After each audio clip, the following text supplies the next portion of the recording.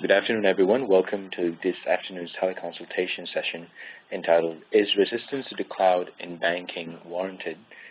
This is our teleconsultation for this afternoon. We will be having it for 1 hour. This is your moderator, Aldo, Senior Research Analyst from the Asian Banker.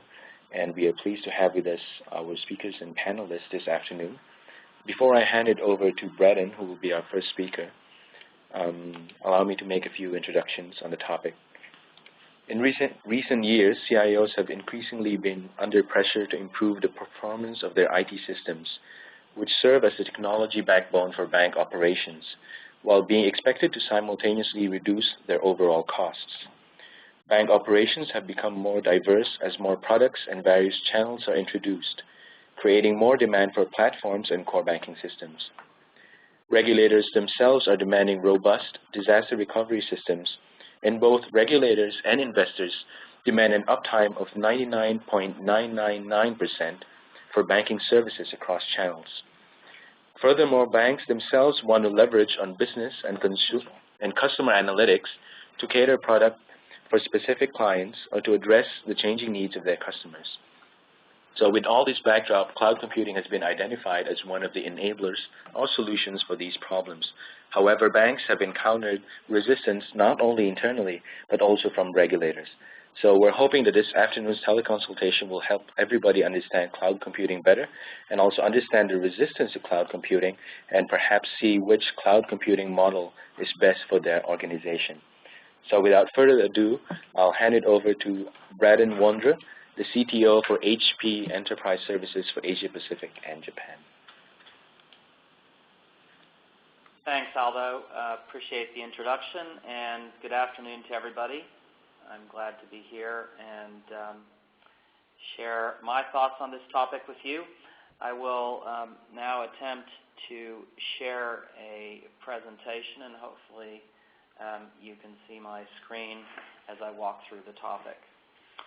So most of what I share today will be results of really work that we've done recently with clients in financial services. And while I'll try to address the resistance question, hopefully I have a positive case study and some positive benefits to share that Aldo alluded to in his introduction. So obviously there's been quite a bit of hype around this topic of that you set out, Aldo, in terms of flipping the ratios, focusing on innovation and agility. And alongside of that, I think most of our clients are telling us that cloud, certainly in infrastructure and also more and more often in software as a service, is one of the areas where they see themselves making the first steps in that direction. The general challenges and the realities that we've seen in the marketplace and is also supported by some of this data that I have here from Gartner really says that certainly regulation and compliance are key concerns. More and more business leaders are looking to see IT as a profit center, as a part of their growth, as a part of their customer interaction. And IT is becoming more and more a ratio or an area that investors are measuring financial services firms on. To that end, a strong percentage of CEOs see CIOs and IT people as too technical and needing more business acumen. So hopefully that's something that can guide us through the conversation that we have today. Of course, cloud is every day becoming more and more of a religion, and so we're often accused less of being technologists than perhaps philosophers chanting a mantra. But in fact, there is some reality in terms of what an infrastructure modernization program can bring to the table in terms of savings, in terms of simplifying the IT landscape inside of an organization, and enabling us as technologists inside of our own organizations to move faster and create new services. That simply has the effect of us contributing to the bottom line and the business performance, helping us deliver new features, services, and innovations, helping us break lock-in and sort of the status quo legacy that traps us. Often that happens with vendors, it happens with internal organizations, it happens with applications, it happens with infrastructure. And it holds us back from growing and competing. So these types of programs that we'll discuss today should help us become superheroes.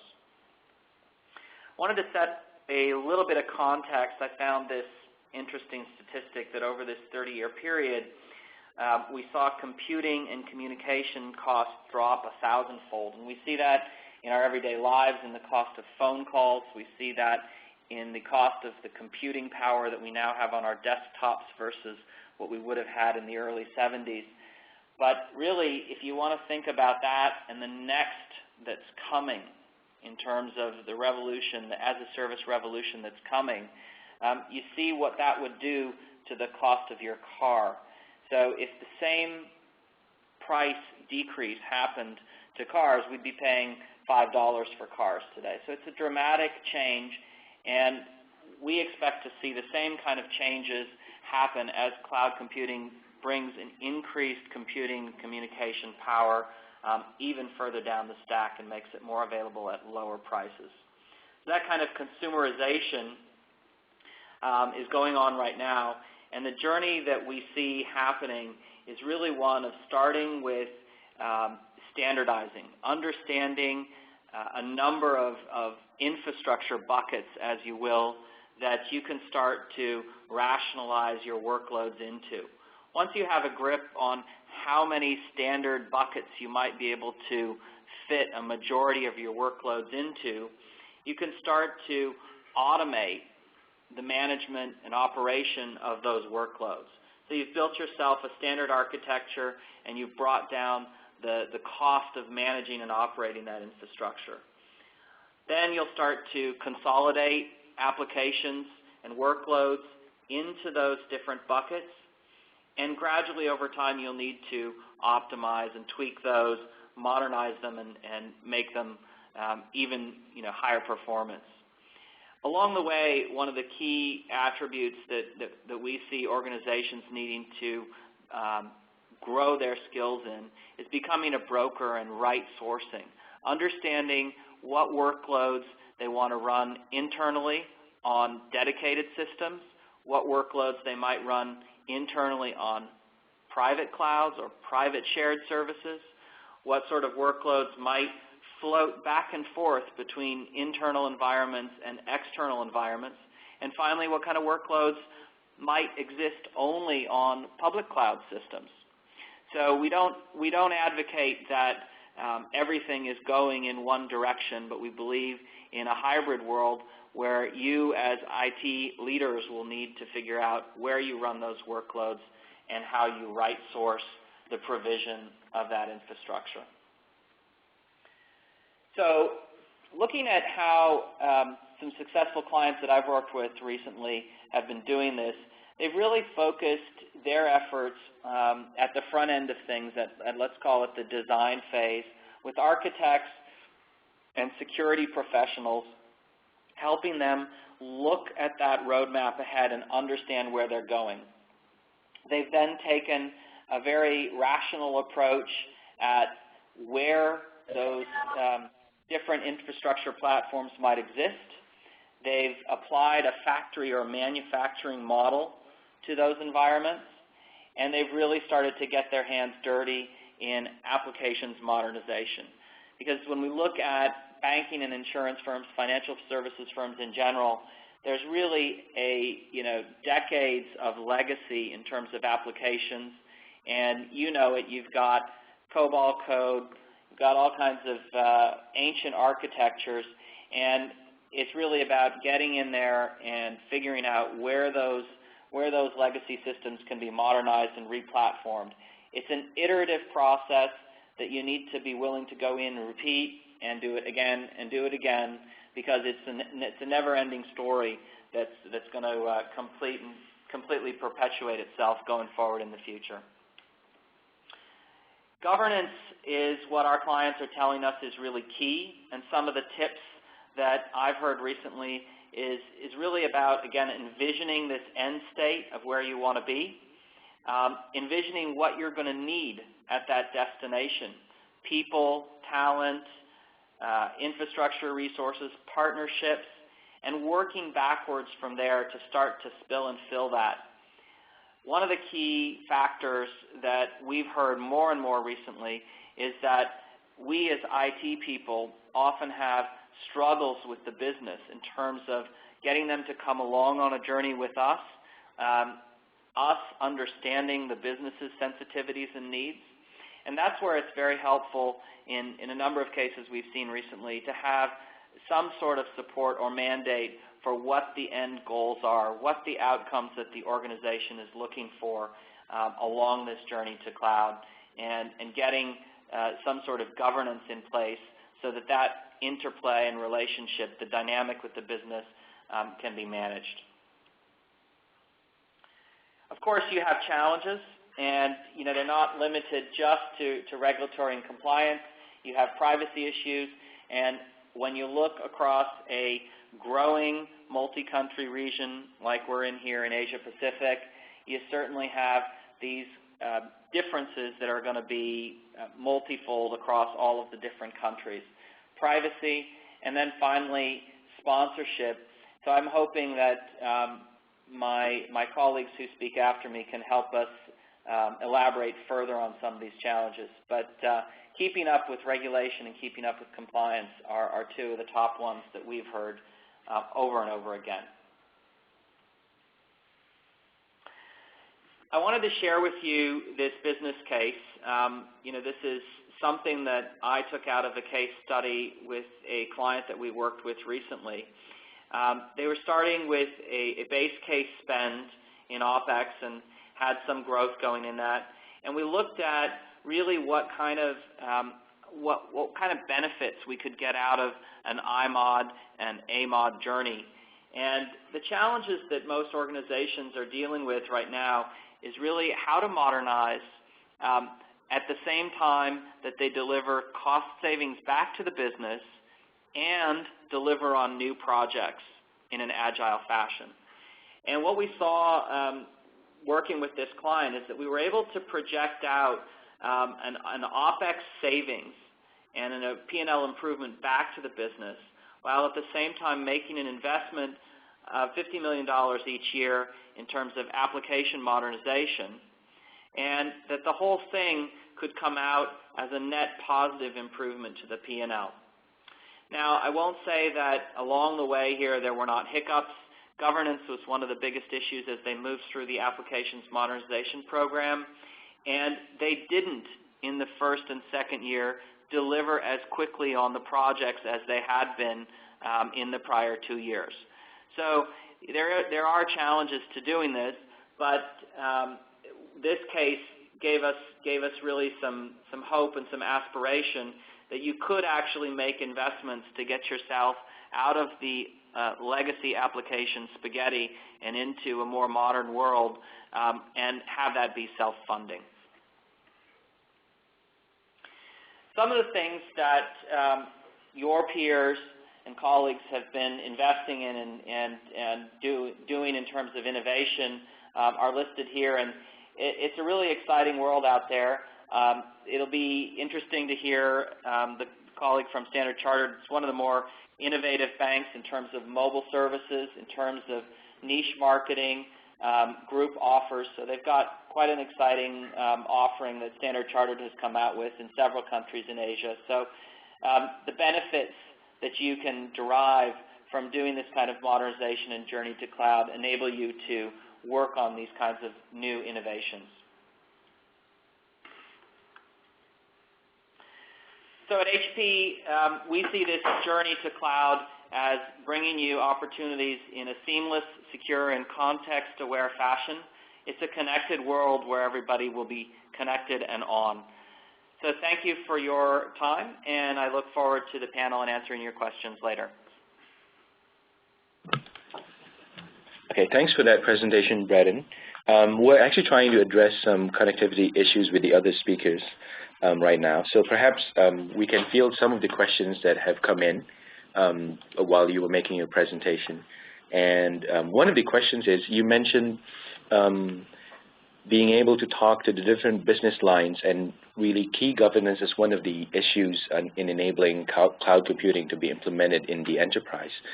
So what would you suggest, I guess, for CIOs or CTOs who have had requests for productivity be improved, and yet at the same time their business heads or the other business heads of the banks are concerned about the security that cloud computing might, the security issues that cloud computing raises. So what advice can you give for key governance? Sure, Aldo. That's a great question, and I think that in understanding that type of challenge in the organizations that I've worked with most recently, the topic of cloud has become very philosophical or religious or vendor hype. I don't know how you want to characterize it, but the difficulty is that we all have at different moments in time different understandings of what cloud means, and so that's why I think it's important when you're having these types of conversations to sometimes throw out the word cloud and try to avoid it in the conversation, and perhaps use words like private shared services or infrastructure services, and define where those different services exist, whether they're behind your own firewall or whether it's something that you've outsourced in a managed service, or whether it's something that you've perhaps even hosted in public cloud like Amazon. Because they all have different characteristics, and you can often take that security question right out of the conversation if you're clear in talking about, whether the cloud service is internal or private cloud, because then you may not even have that topic come up. So I think context setting and understanding what you're talking about is important. I think a second area that's very important as you're negotiating this journey with business leaders is really understanding what everybody's shared goals are. So the most successful transformations that we've seen have all started with business and IT saying, look, this is where we want to get to. We understand that it's going to cost some money. It's going to bring some benefits. We're going to be able to move faster, but we will have some downtime. And to sort of, negotiate and get those issues out on the table at the beginning so that everybody feels ownership and everybody feels a sense of entitlement in where that's going. Was that helpful to answer your question?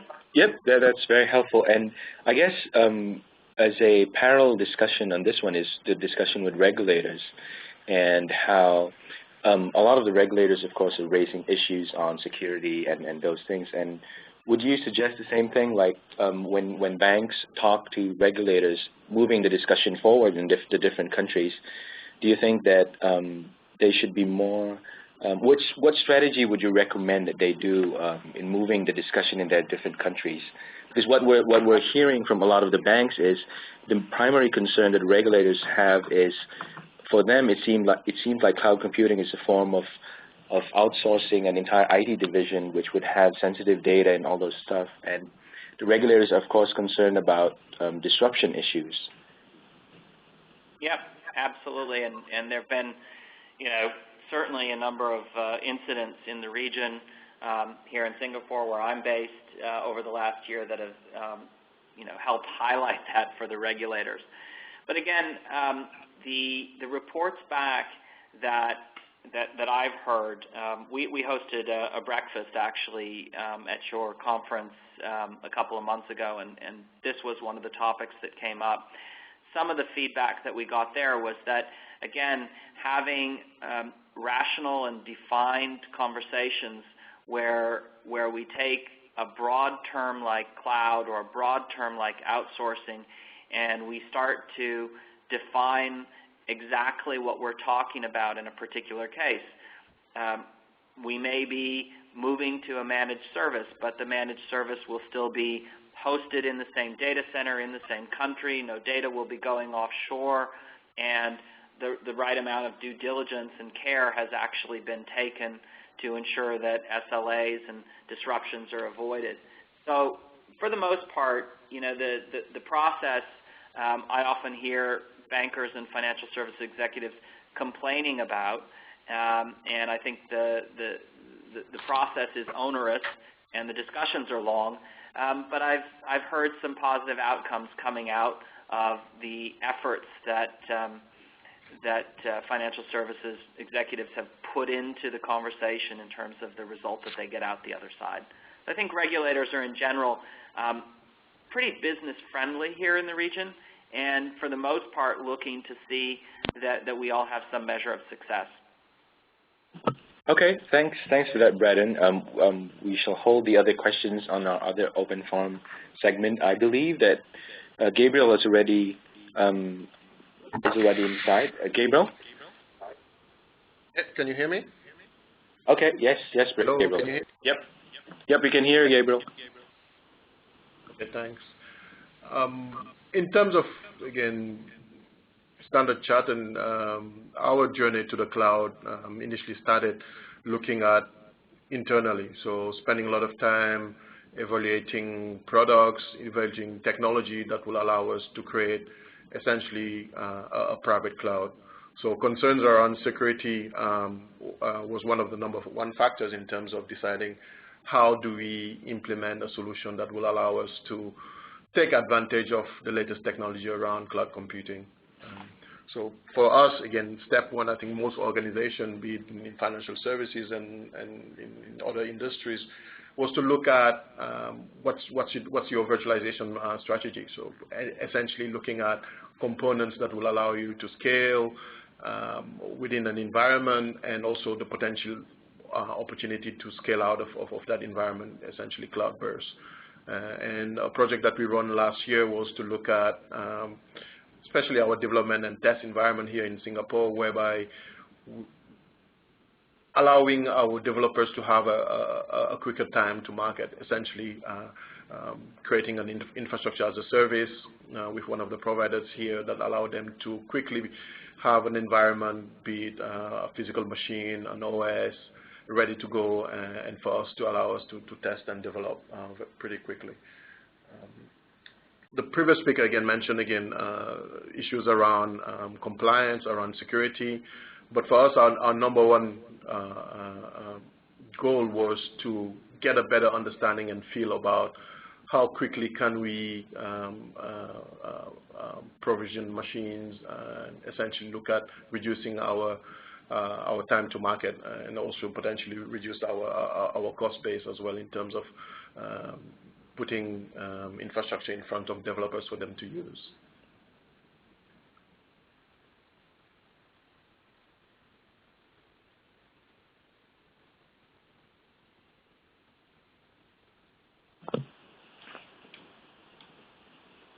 Gabriel? That's generally an overview of again what we are trying to achieve here within Standard Chartered Bank. And any specific questions that you need answered? Okay. Actually, we have a question raised here for both of you guys. This one is coming from a regulator who's attending our teleconsultation. He's asking, do you have any comments on how regulators can somehow guide the transition of financial institutions into cloud computing? Most regulators have concerns that FIs are taking cloud computing too soon and too fast and too quickly. So this time it's actually a regulator who's asking the question.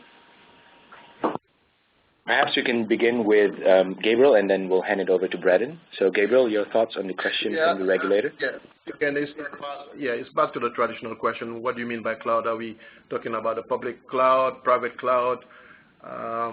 For us, and I would say for a few months and to come, it will always be a private cloud.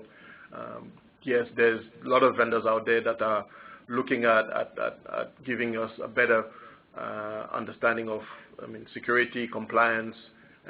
So I do understand the concerns of the regulators in terms of putting customer data, putting intellectual property of both company into a public cloud.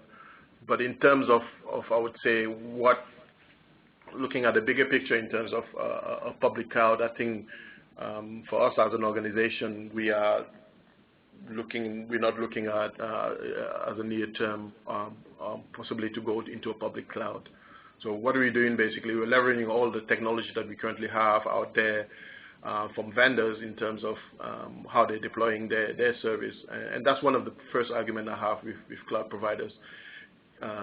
Enable customers to deploy an internal cloud that will open new market for potentially down the line have the opportunity to look at public clouds. Okay, thanks. Braden, your thoughts on the regulator asking for some comments on how they could, I guess, effectively and carefully guide the transition into cloud computing? I think it's a great question, Aldo, and you know, when you look at, for example, Singapore, the government itself in Singapore seems to be encouraging development of cloud resources within the territory for the use of government itself, for example.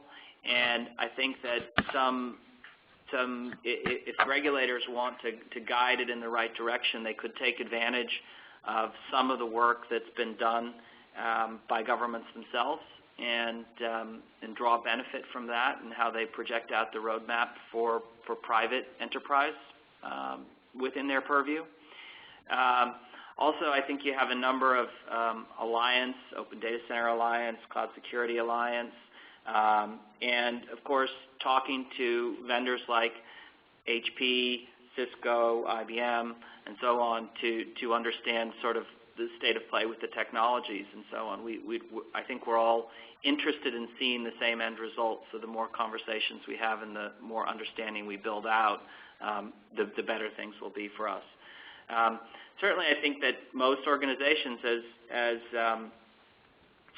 my colleague from Standard Chartered just said, most organizations are not looking to take and move private data from, say, Singapore or Hong Kong to Amazon Web Services hosted in Seattle. That would be a pretty radical shift and certainly raise a lot of regulatory and compliance concerns. I think that most organizations are, as you described, moving down this standardization, automation, optimization sort of journey, and that takes them in the direction of cloud, but certainly not to the radical endpoint that is so often talked about in the press. Okay, we have a couple of new questions that have been raised.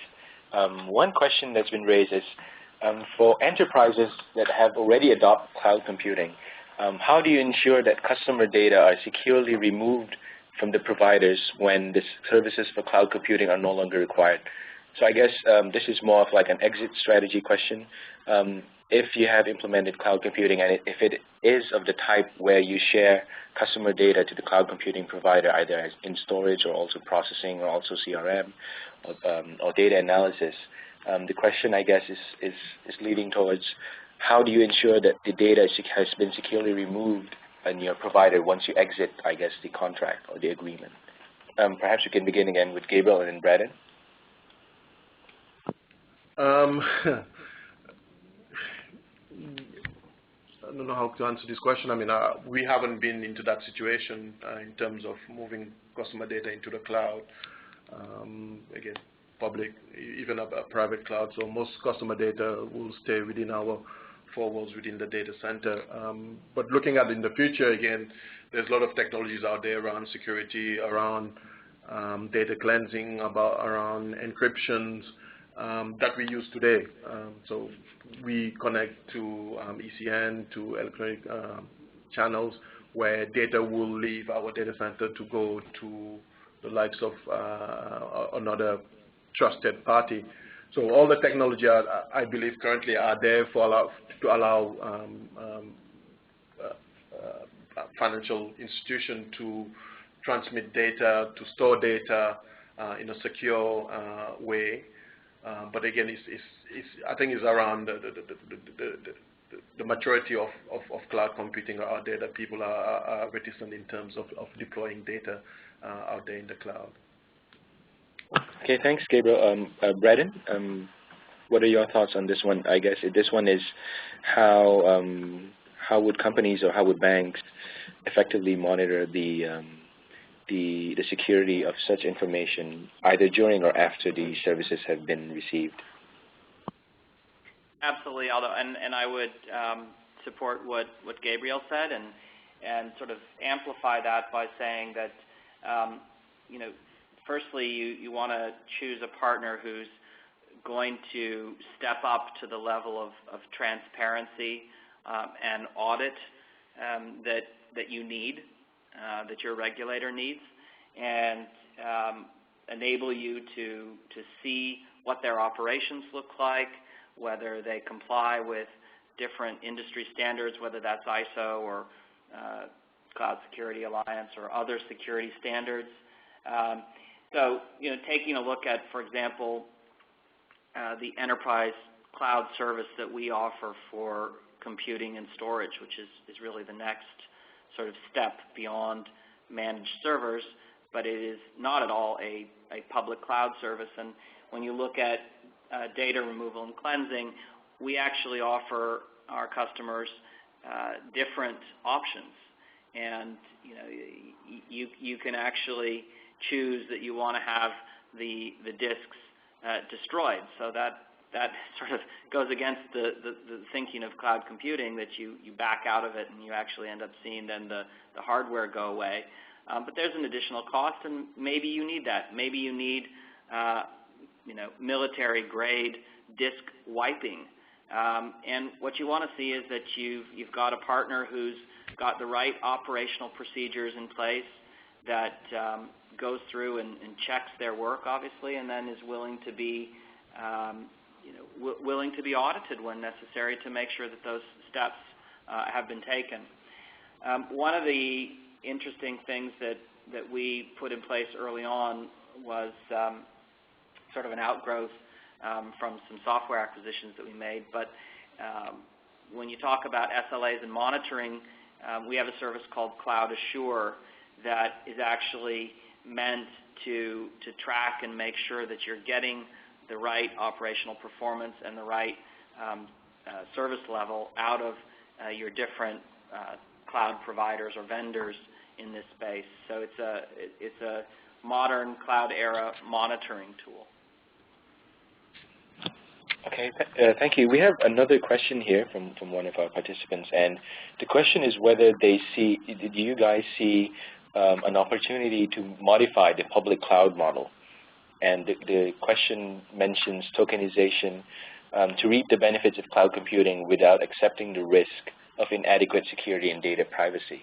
So apart from the different models of cloud computing, is a particular model of cloud computing, such as public cloud computing, evolving, and where do you guys see it evolving into? And also, if you have comments on private cloud computing, if there's some developments on that end as well, we would like to hear your thoughts. So, Gabriel? Yeah, in terms of cloud computing and how it's maturing, I mean, I think it's basically customer-driven. We are seeing a lot of customers not prepared to share, to have a multi-tenant environment, and we've seen most of the providers starting to change their business models to attract more customers. And we've seen the likes of Amazon offering the virtual private cloud, which is essentially, I would say, a hosted solution where you have a dedicated network that only you as a customer have data run on that network. So we are starting to see, again, a shift more towards the hybrid model, whereby you have essentially, which is a ring fence environment.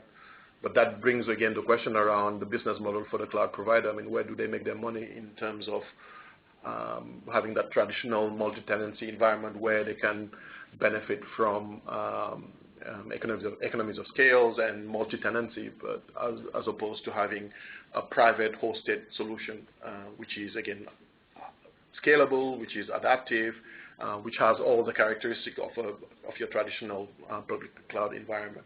So I would say that in the coming months and years, I would see vendors creating, I would say, what I like to call probably trusted hybrid compute models, where vendors clients share a zone within the larger part of a data center that's secure, meets all the SLAs of the customer, as well as having a better understanding in terms of issues around security, issues around compliance. So again, there's more work in that space. I mean, we've seen recently the likes of NIC in New York providing a cloud-based service for their customers. So I would see more in general, probably more niche type private cloud services coming into the fore for customers to consume. Okay, thanks, Gabriel. Braden? Probably don't have a whole lot to add to that particular topic, but I do agree with the comment that we're in early days here and things continue to evolve. Folks get together and start to put standards in place, and that's certainly going to help us along that journey. I guess that comment of that we're in the early days of cloud computing is timely and needed, especially since cloud computing has been suffering, well, apart from when Braden was saying in the beginning, where there was all this hype about cloud computing, how it could solve almost all of the efficiency problems and utility ratio problems that banks have with their IT systems. Then afterwards, in the past few months, there have been a series of certain outages of banks employing cloud computing, or even non-banks suffering from cloud computing. And the thought or the message that it's still in its initial phase or stage and it is yet to evolve is an important one for everybody to keep in mind, I guess, and so that people don't necessarily panic whenever there's a news of an outage or a security breach or a some network that's been down because of some glitch or some fault. So let's move on to other questions. This one is directed more to Gabriel. We have a question here. If you could share one or two applications that you already have on the cloud and how you're leveraging the cloud for that one. Again, this was a project we did last year, and this looked at our test and dev environment. So it wasn't an application as such, but it was mainly providing a development platform for our developers to use quickly, reliably, and securely, and was looking at, as I mentioned, infrastructure as a service, so getting a server up and running in a matter of hours as opposed to going through the whole procurement process of purchasing the server, shipping the server to the data center, racking, cabling the server, installing an OS. So essentially looking at what we currently have in the data center in terms of virtualization. Is there an opportunity in terms of cost reduction, in terms of time to market of an external provider providing that service? So there wasn't an application as such that was, again, being run in that environment. It was more of a development network. But there's a number of use cases where cloud makes sense. I mean, I've spent most of my life looking at high-performance computing and grid computing, and we are starting to see companies both in financial services, in oil and gas, using on-demand utility-based computing. So essentially running calculation where there's very little data that needs to be running on the cloud. It's all highly compute-intensive environment. And also workloads where that are very deterministic. So you know, essentially for a number of hours you need to run a value at race calculation. You know, you can run it between the hours of 6 to 8 on a cloud potentially. That again is a really good use case for the cloud. But we haven't seen, again, the adoption of public cloud for those use cases. But definitely internally, you would see banks starting to build environment where the underlying infrastructure is shared as a service. So today it can run Monte Carlo simulation. Tomorrow it can run another set of analytics. But again, the move towards bursting out of the data center is not there yet. But there's a number of use cases in terms of cloud that makes sense. Okay, thank you. Perhaps we would like to hear your thoughts, Gabriel. So, earlier when Braden was making his presentation, he said that governance was very key for the implementation for cloud computing, or even the enterprise shifting into accepting the model of cloud computing. I guess if you could share with us, even briefly, your experience in your bank.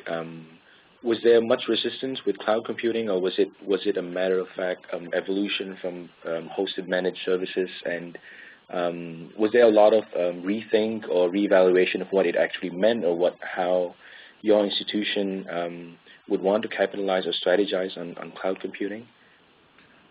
Yeah, with any introduction of new technology, I mean, you will receive a level of resistance, and cloud is no different. But for us, again, is making sure that our existing governance is not modified just for the cloud environment.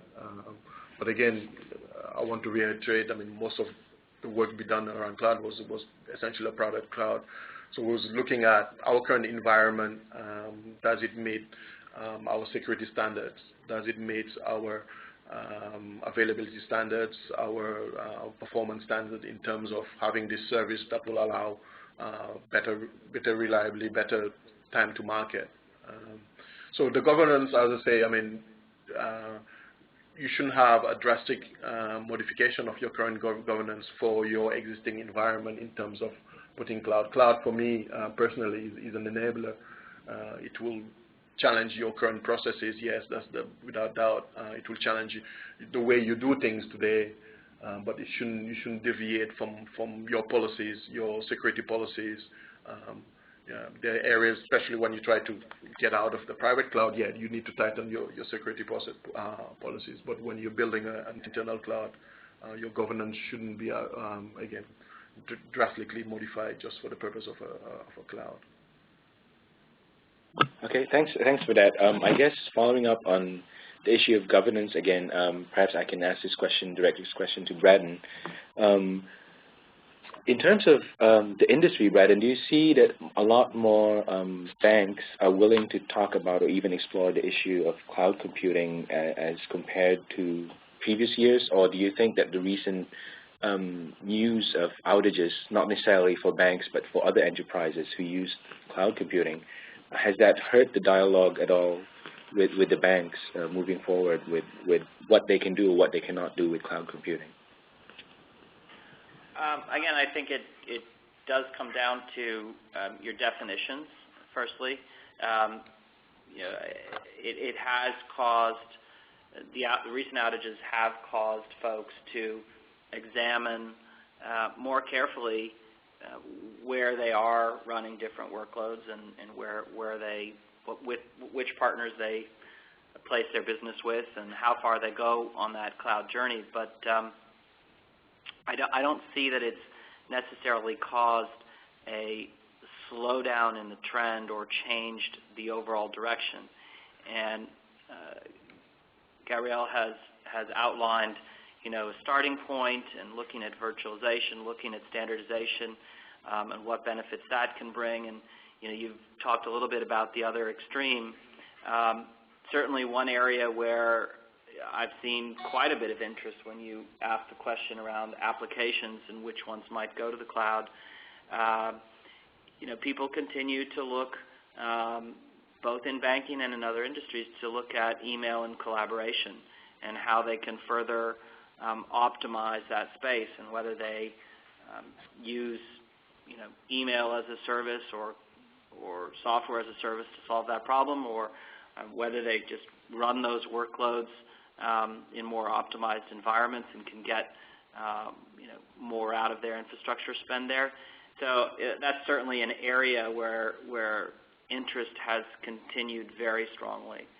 And then obviously when you look at some of the more commodity applications that most organizations run, let's call them back office operations type of things that are non-critical business systems, non-differentiating business systems. I believe that we continue to see strong interest in how how efficiencies can be gained in that space. So I don't think there's necessarily been a slowdown, but there is sort of, I would classify what Gabriel said as reminder to keep with the basics, to remember service levels, security, et cetera. All the things that you've been naturally doing don't go out the window just because you're going to start looking to the sky or something. Okay, thanks. Perhaps as a final question for this afternoon, we have a question from one of the participants. Do you think cloud computing as a business continuity infrastructure enabler is a bad idea? Or is it good or a bad idea? I guess the person is asking whether people who think that they can use cloud computing as an enabler for business continuity, as probably either as a disaster recovery or as a data storage recovery system platform. Do you think that's a good idea or that's a bad idea? We can begin with Gable and then perhaps Braden.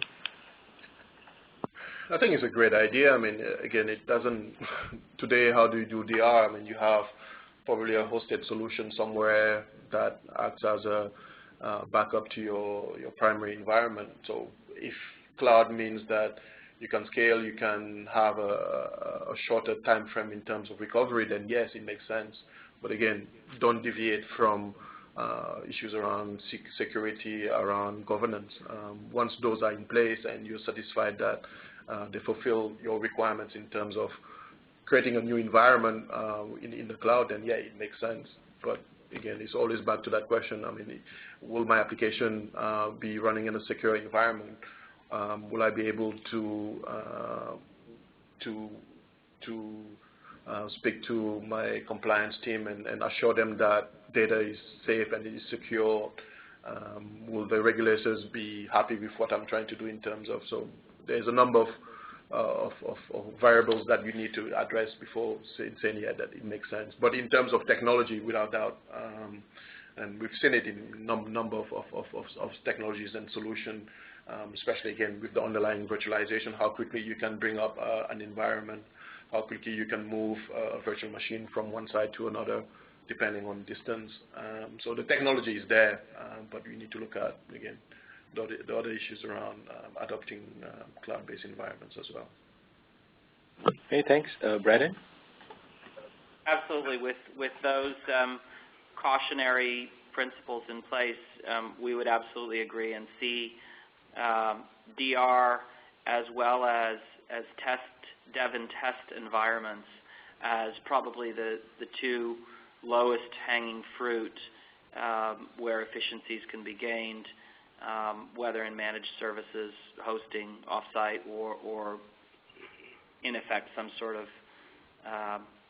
managed private cloud environment. So absolutely agree. Okay, I'll leave the floor now for some final comments from Gabriel and Braden so that we can wrap up this afternoon's teleconsultations. So perhaps we can begin with Gabriel.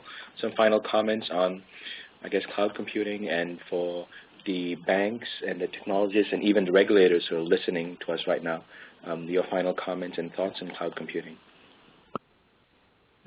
For me, I mean, as a technologist, I'm really excited with the technology that's out there and how it has matured from